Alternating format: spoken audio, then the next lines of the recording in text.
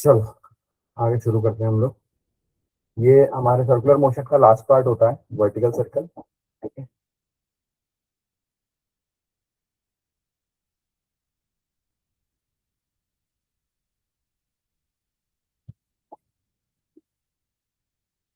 Vertical circle का मतलब होता है कि जब हम लोग किसी चीज को सर्कुलर मोशन में मूव कर रहे हैं, ठीक है, तो आप ऐसा इमेजिन करो कि आपने एक धागे से एक पत्थर बांध दिया है, एक रस्सी से एक पत्थर बांध दिया है, और उसे आप इस तरीके से मूव कर रहे हो, ठीक है, कि उसका जो प्लेन है रोटेशन का, वो अर्थ के परपेंडिकुलर है। ठीक है। उसका जो रोटेशन का प्लेन है वो अर्थ के परपेंडिकुलर है। राइट। तो इसको हम लोग वर्टिकल सर्कल बोलते हैं, है ना? जैसे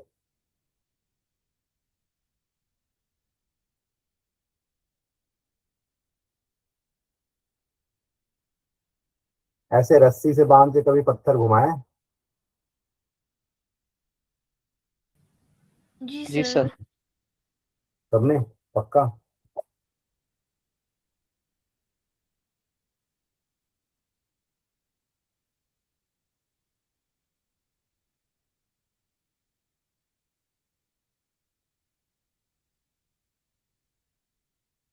तो जब आप ऐसे मतलब थोड़ा इमेजिन करके देखो पहले इसको, 1 मिनट, फिर हम इसकी ना फिजिक्स शुरू करेंगे। पहले एक जनरल इमेजिनेशन देखते हैं कैसे होता है। जैसे आपने पत्थर से घुमाना शुरू किया, ठीक है, तो आप जब ऐसे थोड़ा झटका मारते हो, है ना, ऐसे थोड़ा झटका मारते हो, तो क्या ऐसा जरूरी है कि पत्थर पूरा सर्कुलर मोशन कंप्लीट करे? नहीं। चलो, अभी मैं आपको ना थोड़ा सा, इससे पहले कि मैं वर्टिकल सर्कल समझाऊं, ठीक है, एक ऐसा पार्ट हम डिस्कस करेंगे, है ना। अ, आप लोगों का जो ये सिलेबस डिजाइंड है ना, मतलब आपने क्लास 11th में वर्क पावर एनर्जी नाम का चैप्टर पढ़ा होगा, if I am not wrong. जी सर। तो थोड़ा सा सिलेबस अजीब सा डिजाइन है ये, क्योंकि उसके साथ ही ये चार चार चीजें होनी चाहिए जो हम लोग पढ़ रहे हैं, अदरवाइज वो थोड़ा अलग अलग पार्ट हो जाता है। तो मैं ना आज आपको कुछ पहले अलग से चीजें सिखाऊंगा, ताकि आपको वर्टिकल सर्कल मतलब समझ में आए। ठीक है, समझ में आ रही बात? देखो, ऐसा समझो कि हमने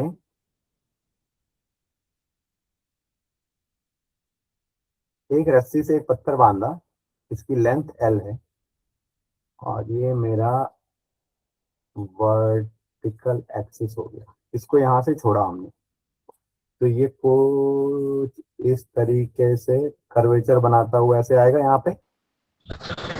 सर स्क्रीन नहीं दिख रही।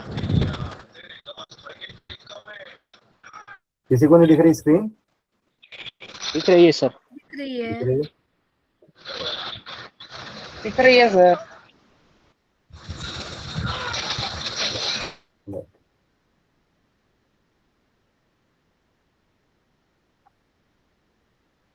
ये समझ में आया जो मैंने बोला? जी सर।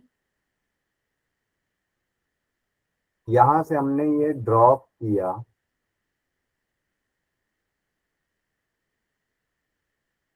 तो वो इस जगह पे आ गया। ठीक है। क्या आप में से कोई मुझे बता सकता है कि ये कैसा मोशन है? Circular motion. ना सर, ये सर्कुलर मोशन नहीं है। ऑसिलेशन। ऑसिलेशन नहीं है। सर्कुलर है लेकिन कंप्लीटली सर्कुलर नहीं है। कैसा मोशन है इसको? अच्छा, ये आप ये बताओ कि कैसा सिस्टम है।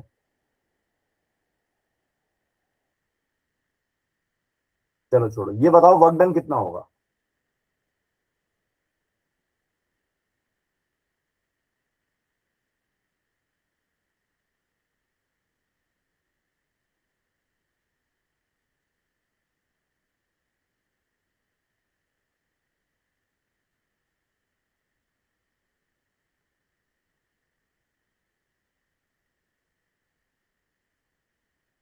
बताओ बेटा। Sir 2 minute.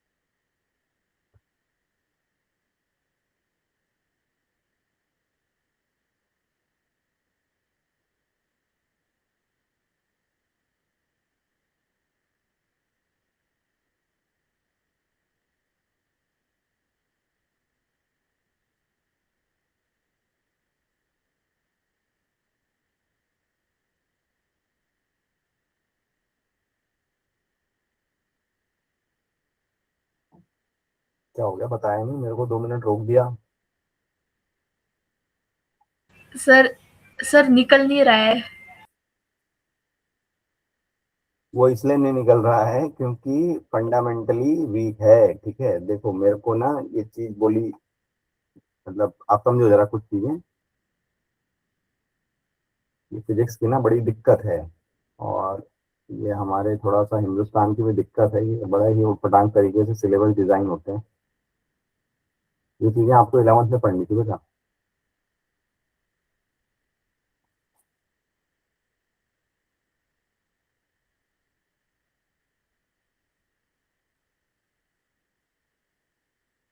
Work energy theorem के बारे में क्या जानते हो, जरा मेरे को ये बताओ।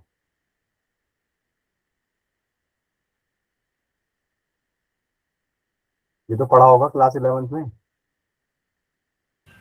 जी सर। क्या होता है? सर फाइनल पोटेंशियल एनर्जी और फाइनल पोटेंशियल एनर्जी और फाइनल काइनेटिक एनर्जी का sum is equal to initial kinetic energy और फाइनल पोटेंशियल एनर्जी का सम। ना, ये वर्क एनर्जी थ्योरम नहीं है। वर्क एनर्जी थ्योरम आपको बोलता है कि change in potential energy plus change in kinetic energy must be equal to work done. ठीक है, चलो छोड़ो, एक और चीज मैं आपसे पूछता हूँ। ठीक है, अच्छा मुझे ये बताओ कि मैं आपसे जो चीज समझना चाह रहा हूँ इस वक्त, ठीक है, तो अ, मुझे सिर्फ एक चीज समझाना कि आप लोग इंटरेस्टेड हो थोड़ा इसको डिटेल में समझने में, कि या मैं एकदम जैसा जैसा आपकी बुक में दिया है वैसा चल के आगे बढ़ जाऊं।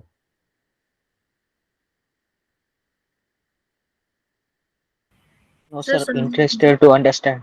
है ना? तो एक बार जरा सा ना ध्यान से सुनना, अब जो मैं बोलूंगा बहुत ध्यान से, क्योंकि ये थोड़ा इंटरेस्टिंग भी है और थोड़ा सा क्रिटिकल भी। ठीक है, व्हाट इज एनर्जी?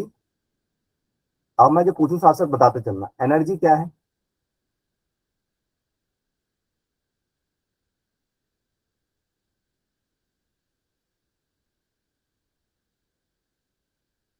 बोलते जाओ, जो भी डेफिनेशन आपको पता है बताते जाओ। What is energy?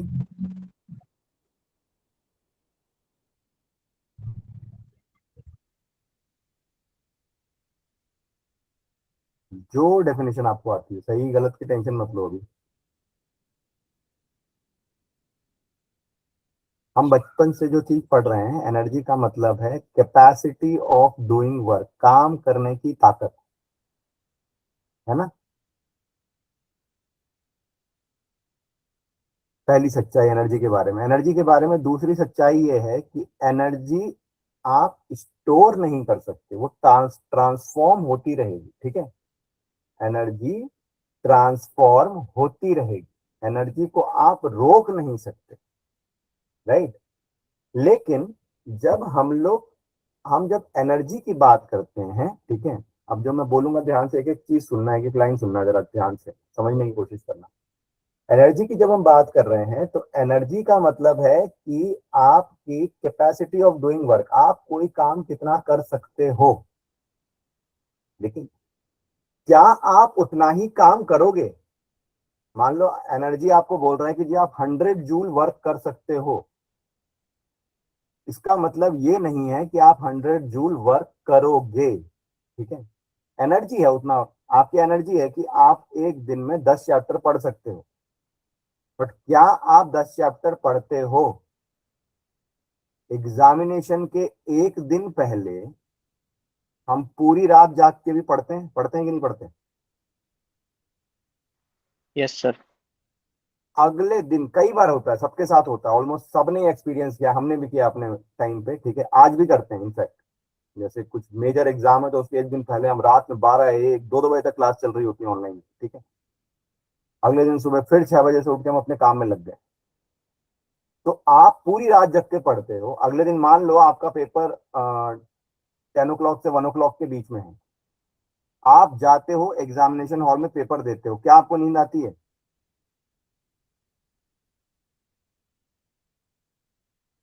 बिल्कुल नहीं नहीं आती, सर। है ना? आप जबकि आप पूरी रात जागे हुए हो, आप थके हुए हो, ठीक है, आपको बिल्कुल नींद नहीं आती, एकदम फ्रेश, जैसे कि आप बिल्कुल पूरी रात सो के उठ के आए हो, आप अपना पेपर देते हो, आप घर आते हो, उसके बाद आपको थकान फील होती है, राइट। तो आपकी ये कैपेसिटी है, आप इतना काम कर सकते हो, समझ रहे हो, लेकिन क्या आप रोज करते हो? नहीं, रोज आप नहीं करते। तो इसका मतलब capacity of doing work is something else, वो एनर्जी है। आप एक्चुअली कितना वर्क कर रहे हो वो अलग है। अब वर्क करना क्यों है, ठीक है, अब दूसरी चीज समझो, वर्क करना क्यों है। अगर आप वर्क नहीं करोगे, है ना, आप नहीं करोगे, ठीक है, आप मुझे ये बताओ, सुबह जल्दी उठने के लिए मुझे 4 o'clock उठना है, ऐसा बोला जाता है कि अर्ली मॉर्निंग जितना जल्दी उठोगे उतना अच्छा होता है। तो 4 o'clock उठने के लिए क्या हमें एफर्ट लगाना पड़ता है? बिल्कुल लगाना पड़ता है, लगाना पड़ता है ना। Yes sir. क्या देर तक सोने के लिए एफर्ट लगाना पड़ता है?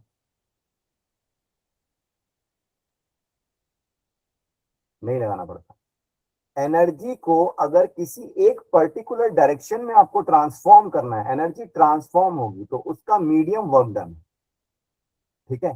तो एनर्जी और वर्क दोनों की यूनिट जूल है, लेकिन इन पे डिफरेंस क्या है, अब समझो इसका डिफरेंस क्या है। एनर्जी जो है वो पॉइंट फंक्शन है, ठीक है। एनर्जी उस जगह की होती है, उस समय की होती है, ठीक है। Energy is the concept of money, है ना। एनर्जी जो है वो मनी है, मनी के कॉन्सेप्ट इसको समझते हैं। ये डेबिट होगी, क्रेडिट होगी, ठीक है। जो वर्क है वो रास्ता है एनर्जी को बदलने का। आपको अगर एक जगह से दूसरे जगह किसी ऑब्जेक्ट को सरकाना है, आपका ऑब्जेक्टिव क्लियर है कि मेरे को इस सामान को यहां से उठा के यहां रखना है, तो आप वर्क करोगे, ठीक है। तो वर्क जो है मेरा, ये पाथ फंक्शन है, मतलब पाथ डिपेंडेंट है। वर्क रास्ते पे डिपेंड करेगा, राइट। समझ में आई बात कि नहीं आ रही?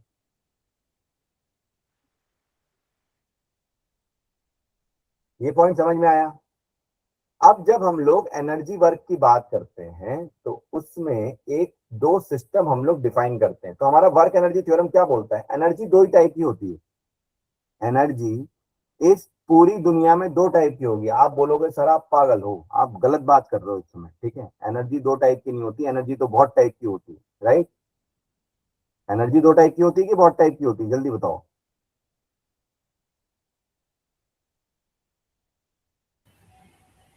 सर बहुत टाइप की होती है। जैसे कि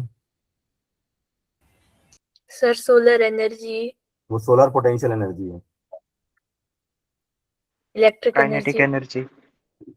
kinetic energy is one energy, but जैसे आपने सोलर एनर्जी बोला, वो सोलर पोटेंशियल एनर्जी है। आप बोलोगे इलेक्ट्रिकल एनर्जी, वो इलेक्ट्रिकल पोटेंशियल एनर्जी है। विंड एनर्जी, वो विंड पोटेंशियल एनर्जी। दुनिया में दो ही टाइप की एनर्जी है, आइदर काइनेटिक एनर्जी और पोटेंशियल एनर्जी। बाकी सारी एनर्जी पोटेंशियल एनर्जी की कैटेगरी में है, ठीक है। आप बोलोगे थर्मल एनर्जी, वो थर्मल पोटेंशियल एनर्जी होती है, राइट।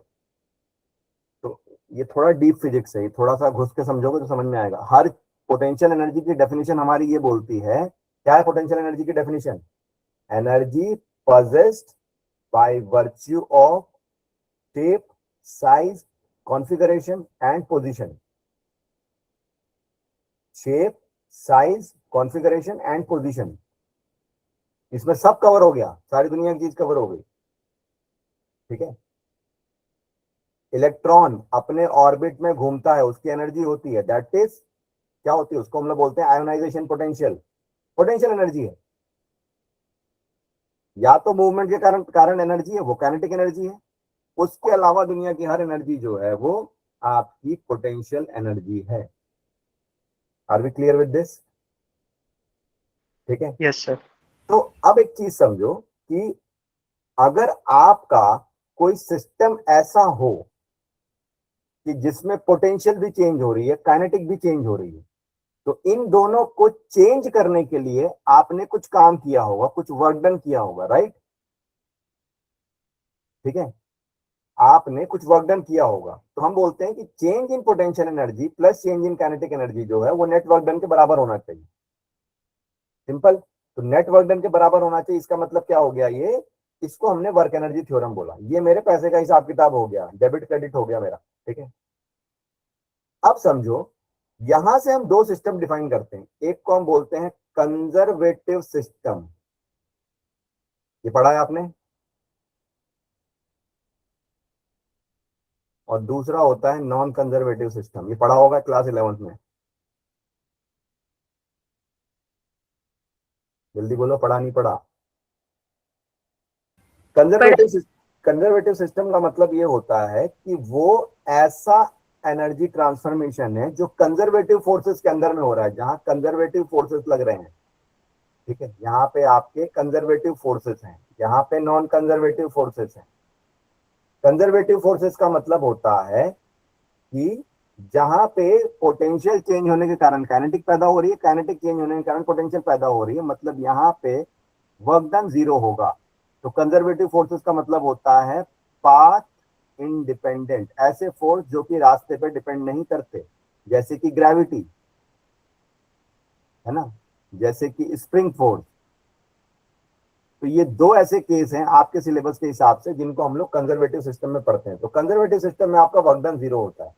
जब आपका वर्क डन जीरो होगा तो इसका मतलब कंजर्वेटिव सिस्टम के लिए मेरा वर्क एनर्जी थ्योरम क्या हो जाएगा, delta U plus delta W is equal to zero. Delta U का मतलब है U final minus U initial, sorry delta K, और ये आपका है K final minus K initial is equal to zero. मतलब U final plus K final must be equal to U initial plus K initial. ठीक है, तो इसका मतलब यहाँ पे जो पोटेंशियल चेंज हो रही है वो काइनेटिक में कन्वर्ट हो रही है, जो काइनेटिक चेंज हो रही है वो पोटेंशियल में कन्वर्ट हो रही है। जैसे ग्रेविटी का सिस्टम है, अब बॉल को नीचे से ऊपर फेंको, दुनिया की कोई भी ताकत on the surface of earth, क्या ये पॉसिबल है कि मैंने बॉल को ऊपर फेंका और वो नीचे ना आए, ऊपर जाकर रुक जाए? ऐसा हो सकता है?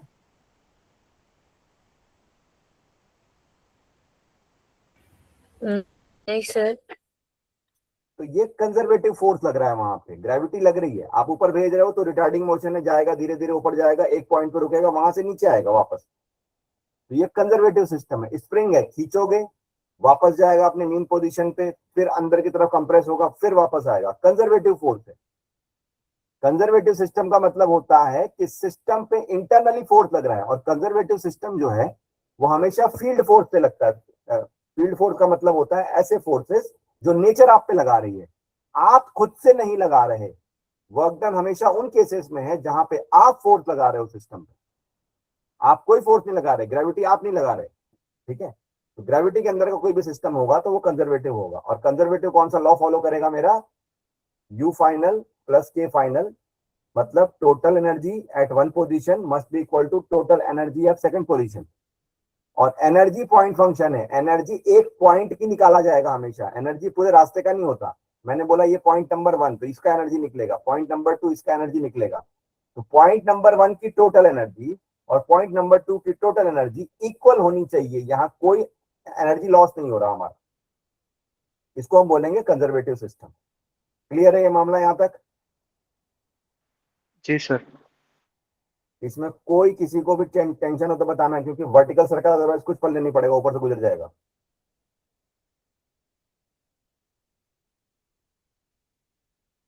सबको समझ में आया?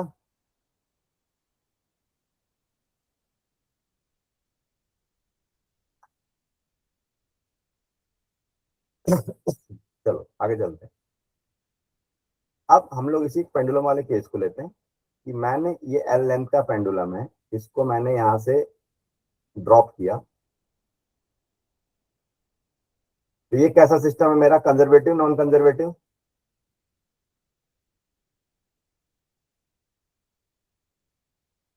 कंजर्वेटिव। कंजर्वेटिव सिस्टम आपका ये बोलता है कि साहब 1 की और 2 की एनर्जी सेम होगी, है ना, ये मेरे कंजर्वेटिव सिस्टम हो गए। ग्रेविटी का कोई भी सिस्टम है तो वो कंजर्वेटिव ही होगा। ठीक है, कोई भी मोशन अगर under the influence of gravity हो रहा है, मतलब बिकॉज ऑफ ग्रेविटी फोर्स हो रहा है वो, तो वो कंजर्वेटिव ही होगा। ठीक है, इसमें दिमाग लगाना ही नहीं है कभी आपको। तो बोल रहा है कि total energy at 1 must be equal to total energy at 2। Total energy at 1 का मतलब है potential at 1 plus kinetic at 1 must be equal to potential at 2 kinetic at 2। ठीक है, इसकी लेंथ एल है। अब पोजीशन नंबर 1 पे पोटेंशियल एनर्जी कितनी होगी, इसके लिए सबसे पहले जरूरी चीज है हमें रेफरेंस पॉइंट डिफाइन करना है। तो ये मेरा बॉटम मोस्ट पॉइंट है, हमने ये मान लिया कि ये मेरा रेफरेंस लाइन है। अब यहां से हम देखेंगे इसकी हाइट है h तक l तक है, तो इसकी पोटेंशियल एनर्जी हो गई mgl। यहां पे काइनेटिक एनर्जी कितनी है?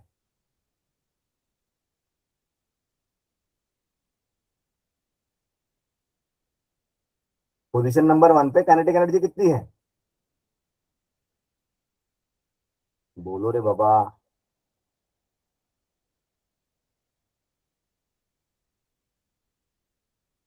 जीरो है। कुछ थोड़ी है, अभी तो ड्रॉप कर ही रहे हैं ना, छोड़ रहे हैं वहां से, फ्री फॉल का केस है। ठीक है।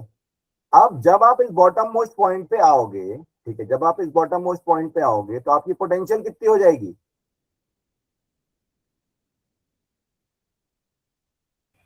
0। और काइनेटिक हमने ले लिया हाफ mv²। ठीक है। अब एज पर law of conservation of energy, जो कि हमने कंजर्वेटिव सिस्टम के लिए निकाला है,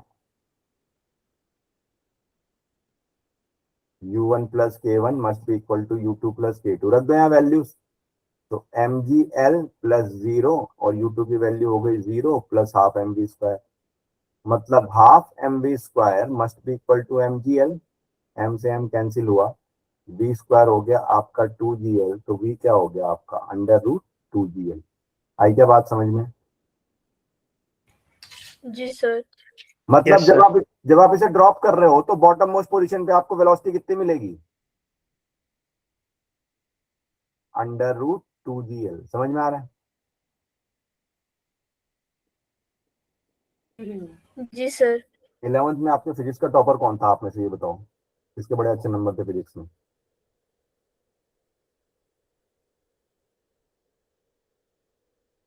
हैं?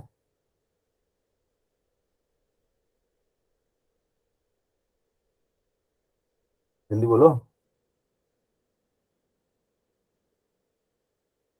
कैसे बताना नहीं चाहते आप 11th का रिजल्ट? अच्छा, बेकार किसकी थी ये बताओ?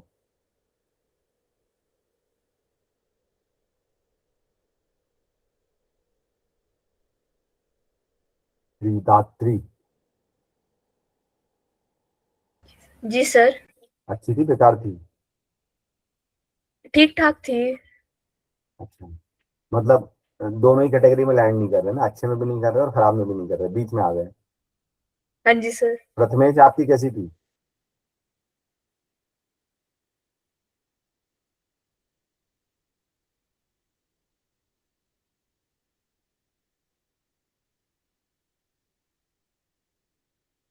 प्रथमेश भाई साहब, बोलोगे नहीं तो कैसे काम चलेगा भाई?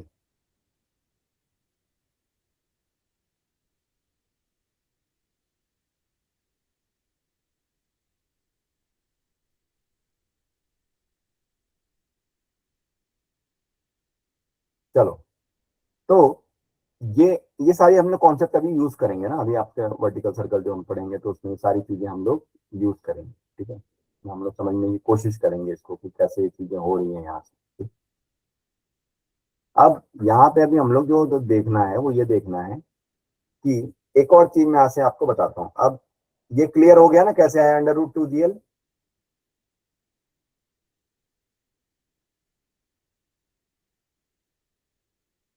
अब देखो, जैसे मान लो एक बॉल है, इसको मैंने h हाइट से छोड़ा,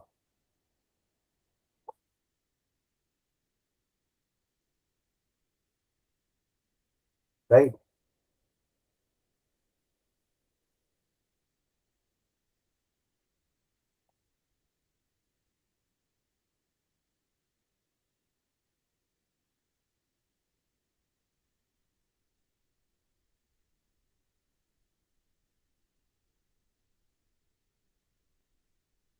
अगर मैंने एक पेंडुलम को जिसकी लेंथ l है यहां से छोड़ा, या एक बड़े से बाउल में जिसका रेडियस r है यहां से एक मास छोड़ा, इससे फ्रिक्शन नहीं है।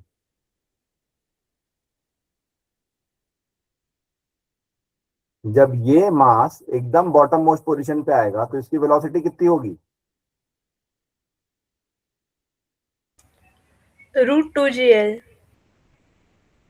जब ये मास यहाँ पे आएगा तो वेलोसिटी कितनी होगी? √2gl। और जब ये मास को छोड़ोगे ये बॉटम मोस्ट पोजीशन पे आएगा तो वेलोसिटी कितनी होगी? √2gl। That is the beauty of conservative system. हर जगह आपकी जो वेलोसिटी है वो √2gl √2gr ही मिल रही है। ठीक है, सारी बात समझ में? तो हर जगह आपको वेलोसिटी कांस्टेंट ही मिल रही है, √2gr ही मिल रही है, राइट? तो अब आप एक चीज समझ के देखो कि अगर मान लो हम यहाँ पे √2gr, ये क्यों मिल रहा है? क्योंकि ये सारे कंजर्वेटिव सिस्टम है, ये अलग अलग सिस्टम है लेकिन एक जैसा ही बिहेव कर रहे हैं, राइट? तो अब आप देखो एक चीज यहाँ पे कि उल्टा अगर हम लोग काम करें, समझ रहे हो? मैंने एक बॉल लिया जो कि ग्राउंड पे है और उसे मुझे h हाइट तक फेंकना है, ठीक है? ग्राउंड पे है तो मेरे को कितनी स्पीड देनी पड़ेगी?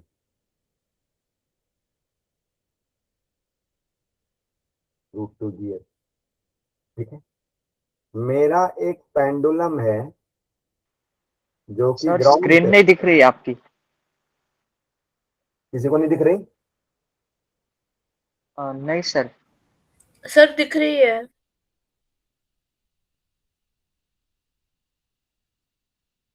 अब बेटा चेक करो कोई नेटवर्क इशू है क्या?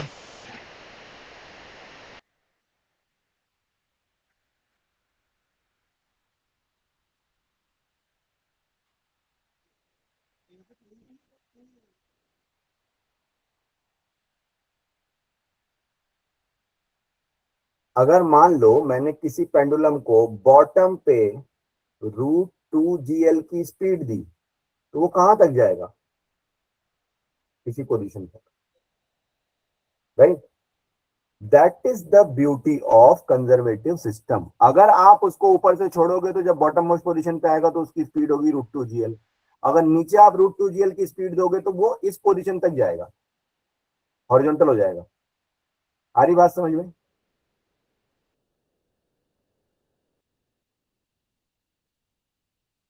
अगर फ्रिक्शन नहीं है, ठीक है, इस मास को यहां से आप √2gr की स्पीड दो तो ये मास यहां तक पहुंच जाएगा। क्या ये समझ में आया है आपको?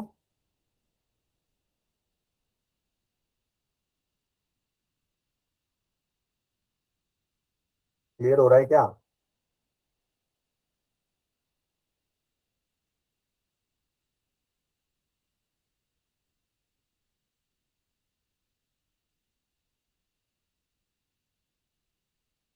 बोलो बेटा, समझ में आया ये?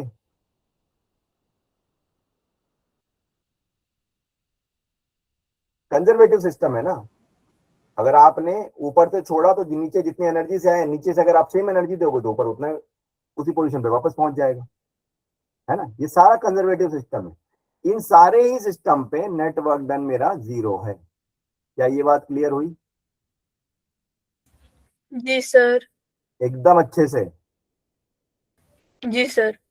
कोई पॉइंट नहीं समझ में आया तो आप पूछ सकते हो मुझसे।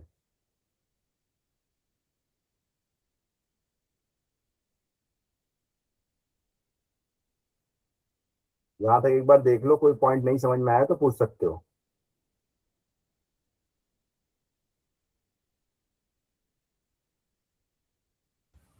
सर आगे समझ में। अब यहाँ पे एक और चीज हमें समझनी जरूरी है, वो है आपका, तो ये सारी चीजें तो आपने 11th में पढ़ी, तो 11th में क्लियर नहीं थी इतनी?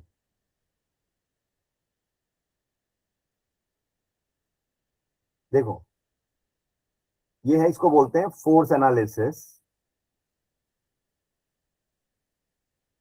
इन कंजर्वेटिव सिस्टम।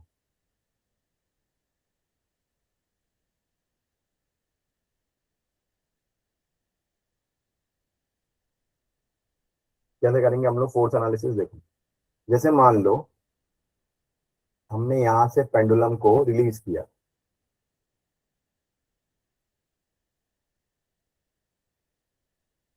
अब ये इस पॉइंट पे आया, इसकी वेलोसिटी v इधर है, इसकी वैल्यू है √2gl, कोई दिक्कत नहीं इसमें।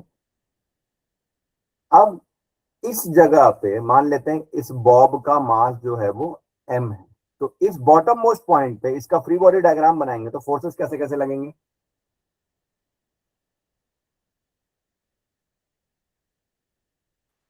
नीचे mg, ऊपर नॉर्मल। को नॉर्मल नहीं बोलेंगे, उसको टेंशन बोलेंगे, है ना। और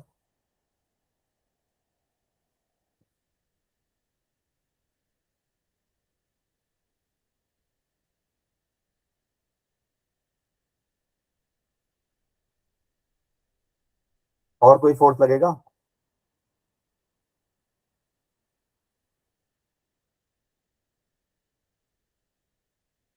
एक फोर्स और लगेगा, कौन सा? सेंट्रीपिटल फोर्स, क्योंकि अब वो एक तरीके से सर्कुलर मोशन की तरह बिहेव कर रहा है और उसके पास वेलोसिटी अवेलेबल है जब वो बॉटम मोस्ट पॉइंट क्रॉस कर रहा है। इस पॉइंट पे वो रुक नहीं रहा है ना, इस पॉइंट पे वो रुक नहीं रहा, वो इससे आगे चला जाएगा इस तरीके से, है ना। ये पूरा यहां तक जाएगा, कंजर्वेटिव सिस्टम है ना, पूरा ऊपर तक जाएगा ऐसे। लेकिन हम फोर्स की एनालिसिस बॉटम मोस्ट पॉइंट पे कर रहे हैं, तो एक फोर्स और आपका लगेगा, ये होगा mv²/r या mv²/l, ठीक है। तो टेंशन की वैल्यू कितनी हो गई? mg plus mv²/l। अब देखो, एक ऐसी चीज जो कि मोशन में है लेकिन इस पॉइंट पे वो इक्विलिब्रियम पे है ना, इस पॉइंट पे उसका कोई लीनियर मोशन नहीं है, ना तो वो नीचे आ रही है ना ऊपर जा रही है, तो नेट फोर्स बैलेंस ही होना चाहिए। तो टेंशन की वैल्यू mg प्लस mv²/l हो गई और वेलोसिटी आपकी √2gl थी, तो टेंशन आपका कितना हो गया? mg plus m/l into 2gl, L से एल कैंसिल हो जाएगा, mg प्लस 2mg, तो टेंशन की वैल्यू आपकी हो गई 3mg। नॉर्मली अगर आप किसी धागे से किसी पेंडुलम को आप लटका के छोड़ दो तो उस पे एक फोर्स लगेगा mg, एक टेंशन ऊपर की तरफ, ये इक्विलिब्रियम हो गया, मतलब टेंशन की वैल्यू mg के बराबर होगी। लेकिन अगर आपने उसे इस तरीके का मोशन कराया तो टेंशन बढ़ गया। अब आप थोड़ा सा अपनी फीलिंग को एक्सपीरियंस करने की कोशिश करो, मतलब याद करने की कोशिश करो, जब आप किसी चीज को घुमाते हो ना सर्कल में या इस तरीके से पेंडुलम में घुमा रहे हो, तो आपको आपके हाथों पे लोड ज्यादा फील होता है बजाय जब आप उसे सिर्फ लटका के रखते हो। सही बोल रहा हूँ, गलत बोल रहा हूँ? सही है ना, तो वो इसीलिए सही है क्योंकि आपका बाई कैलकुलेशन भी हमें समझ में आ रहा है कि टेंशन की वैल्यू बढ़ गई मेरी। क्लियर है? जी सर। एकदम अच्छे से, इसमें कोई दुख तकलीफ हो यहां तक तो बताओ। नहीं सर, समझ गए। बाकी लोगों को समझ में आया? जी सर। Okay, very good. चलो, now we will see vertical circle. अब हम लोग बात करते हैं वर्टिकल सर्कल, ठीक है। तो वर्टिकल सर्कल में भी वही कहानी है फिर से कि अब जो है वैसा ही एक पेंडुलम हमारे हाथ में है, ठीक है, और इस बॉटम मोस्ट पॉइंट पे वो है, और यहां से मैंने उसको इतनी जोर से वेलोसिटी दी, ये ए पॉइंट है तो वी ए बोलते हैं, ये लेंथ एल है और यहाँ पे वो हिंज है, इतनी जोर से वेलोसिटी दी कि वो घूम के उसने पूरा सर्कल बना दिया, राइट। इस पॉइंट पे हमने इतनी वेलोसिटी दी कि वो घूम के पूरा सर्कल बना दिया, और ये वर्टिकल सर्कल है। वर्टिकल सर्कल मतलब इसका जो प्लेन है वो अर्थ के परपेंडिकुलर है। क्या ये सर्कल इमेजिन हो पा रहा है सबको? जी सर। ओके, अब आप मुझे बताओ कि इस वी ए की वैल्यू √2gl से कम होगी या ज्यादा होगी? सर ज्यादा होगी, क्यों? क्योंकि √2gl से तो हम उसका 1/4 ही पार्ट कवर कर पाएंगे, तो अगर हम उससे ज्यादा करेंगे तो पूरा कवर कर लेंगे। वेरी गुड, ठीक है। √2gl से तो यहीं तक जा पाएगा, इसको हमने पोजीशन नंबर बी बोल दिया। अभी तो पढ़ा ना हमने, √2gl तो यहीं तक पहुंचेगा, इतनी कैपेसिटी है √2gl की। लेकिन वो पूरा घूम रहा है। अब समझो बात, हमने यहाँ पे 3 पॉइंट बना लिए, राइट, और इसे सी बोल दिया हमने, ठीक है, तो ये BC हो जाएगा। अब सबसे पहले हम इन तीनों पॉइंट पे फोर्स की एनालिसिस करेंगे, ठीक है। तो पॉइंट नंबर ए पे, ये मैंने डैश डैश लाइन बनाई है ताकि आपको डायग्राम क्लियरली समझ में आए, लेकिन इस डैश डैश लाइन से आपको कंफ्यूज होने की जरूरत नहीं है। ये धागा है, स्ट्रिंग है L लेंथ की। अब बताओ ए पॉइंट पे फोर्सेस बताओ कैसे लगेंगे।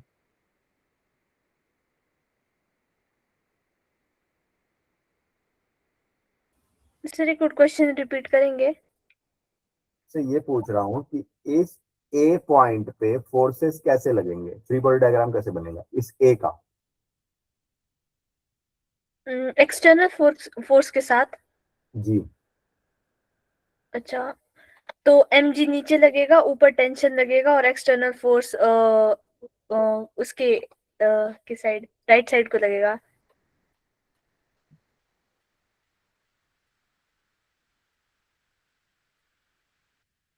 mg नीचे लगेगा, ऊपर टेंशन लगेगा। जब हम लोग वेलोसिटी डिफाइन कर देते हैं तो अलग से हमें फोर्स नहीं बताना होता, तो राइट साइड वाला फोर्स भूल जाओ। और एक फोर्स लगेगा, कौन सा? सेंट्रीपिटल। सेंट्रीपिटल लगेगा, है ना। और सेंट्रीपिटल की डायरेक्शन हमेशा क्या होती है? आउटवर्ड्स। Yes, very good. तो ये हो जाएगा mva² L, ठीक है। और क्या ए पॉइंट मेरा इक्विलिब्रियम में होगा? जी सर। है ना, क्योंकि नहीं होगा तो स्ट्रिंग टूट जाएगी। तो इक्विलिब्रियम के लिए हम क्या बोलेंगे कि TA is equal to mg plus mva²/L, ठीक है। ये मेरी फोर्स एनालिसिस हो गई ए पॉइंट की। ए पॉइंट को हम लोग मैक्सिमम टेंशन पॉइंट बोलते हैं वर्टिकल सर्कल में। यहां पे टेंशन सबसे ज्यादा होता है, राइट। अब मुझे बताओ बी पॉइंट का फोर्स कैसे कैसे लगेगा बी पे। सर टेंशन लगेगा और mg लगेगा और बाहर सेंट्रीपिटल फोर्स लगेगा। टेंशन की डायरेक्शन क्या होगी? अंदर की तरफ। Very good. टेंशन आपका इधर हो गया, बी पे TB लिख देते हैं, mvb²/L। वेलोसिटी की डायरेक्शन इधर होगी, vb टेंजेंशियली रहती है सर्कुलर मोशन में, और mg आपका नीचे की तरफ लगेगा। तो यहाँ पे इक्विलिब्रियम देखोगे तो TB की वैल्यू आपकी mvb²/L हो गई। अब हम लोग सी पॉइंट पे आते हैं, ठीक है। सी पॉइंट पे फोर्स बताओ कैसे कैसे लगेगा। सर टेंशन नहीं लगेगा। क्यों नहीं लगेगा? लगेगा भाई। अच्छा लगेगा, ओके। तो टेंशन फिर mg और सेंट्रीपिटल फोर्स। टेंशन किधर लगेगा? Sir tension downwards. Very good. mg भी डाउनवर्ड्स, और यहाँ पे सेंट्रीपिटल लगेगा mvc²/L। जब सी पॉइंट पे आप फोर्स बैलेंस करोगे तो आप लिख सकते हो TC is equal to mvc²/L minus mg। सही है? समझ में आ रहा है? जी सर। फोर्स एनालिसिस हमारा खत्म हो गया, ठीक है। अब देखो, रूल ये बोलता है, थोड़ा कॉमन सेंस भी यही बोलता है हमारा, कि यार अगर हमने इतनी वेलोसिटी दे दी ए पॉइंट पे, इतने जोर से वेलोसिटी दे दी, इतना झटका दे दिया कि वो ए से निकल के सी तक पहुंच जाए, हरी बात समझ में, तो उसके बाद बाकी का सर्कल तो कंप्लीट कर ही लेगा ना। बाकी तो उसको यहां से नीचे ही आना है, तो दिक्कत नहीं है, ठीक है। तो इसलिए हम लोग जो मिनिमम वाला केस निकालते हैं ना, मिनिमम वेलोसिटी रिक्वायर्ड, उसमें हम लेते हैं कि TC is break of point.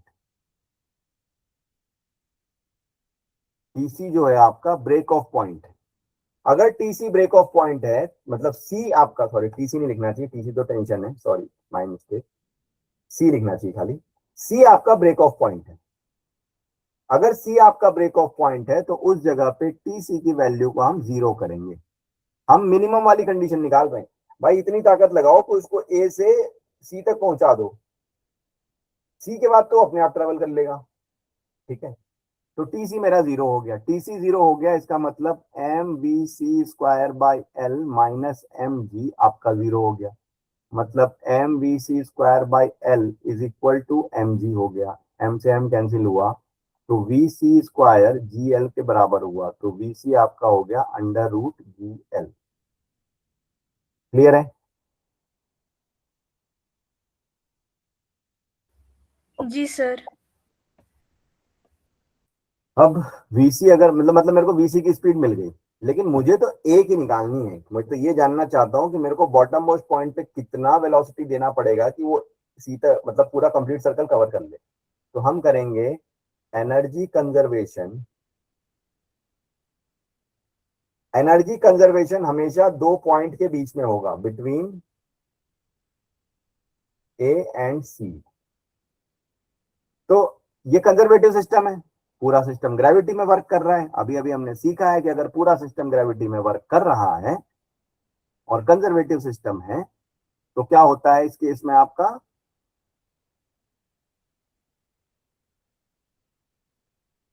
Total energy at A must be equal to total energy at C, right?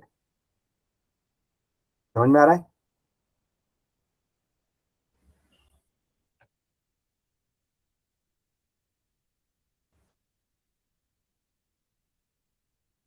Ji sir, आ रहे समझ में।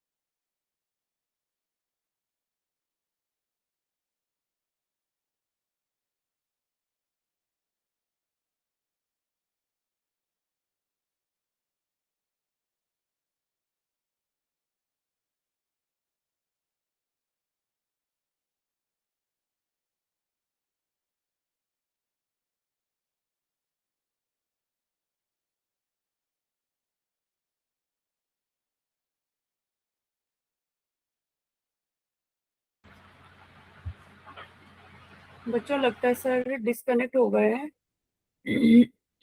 आज की क्लास इतना ही रहते हैं, टाइम होने वाला है।